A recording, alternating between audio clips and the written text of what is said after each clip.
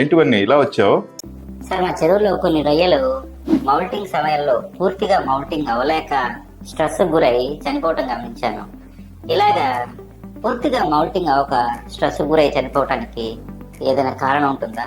ఇవన్నీ మీ చెరువులో మౌల్టింగ్ సరిగా అవ్వక పార్షియల్ మౌల్టింగ్ వల్ల స్ట్రెస్ గురై రొయ్యలు చనిపోవటం అనేది మీ చెరువులో ఉన్న తీవ్రమైన ప్రాబ్లమ్స్ గురించి తెలియజేస్తుంది. ముఖ్యంగా మీ చెరువులో వాటర్ క్వాలిటీ సరిగ్గా లేకపోవటం వల్ల కానీ, లేదా మౌల్టింగ్కి అవసరమైన కాల్షియం మెగ్నీషియం లెవెల్స్ కూడా మీ చెరువు నీటిలో తక్కువగా ఉన్నా కూడా ఈ మౌల్టింగ్ అయిన తర్వాత లేదా పార్షియల్ మౌల్టింగ్ అయ్యి స్ట్రెస్ అవ్వడానికి కారణం అవుతుంది. అలాగే చెరువు నీటిలో అమోనియా నైట్రేట్ లెవెల్స్ ఎక్కువ ఉన్నా కూడా ఈ షెల్ ఫార్మేషన్ని పూర్తిగా అవ్వకుండా నిరోధించడానికి అవి దోహదం చేస్తాయి.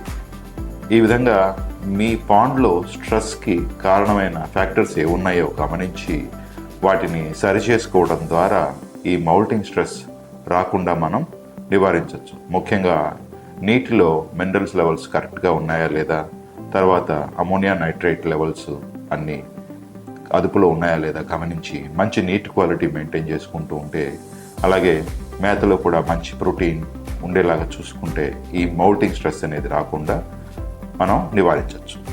హలో సార్, నేను మీవన్నీ. మీ రొయ్యల సాగులో మీరు ఎదుర్కొనే ఎన్నో సమస్యలకు సరైన పరిష్కారాలు, రొయ్యల సాగుకు సంబంధించిన ఎన్నో చిట్కాలు మీ ముందుకు తీసుకువస్తున్నాం. మా ఈ వీడియోస్ ని మిస్ అవ్వకుండా ఉండాలంటే మీరు తప్పనిసరిగా మా పీవీఎస్ ఆక్వాకల్చర్ సొల్యూషన్స్ ఛానల్ ని సబ్స్క్రైబ్ చేసుకోండి.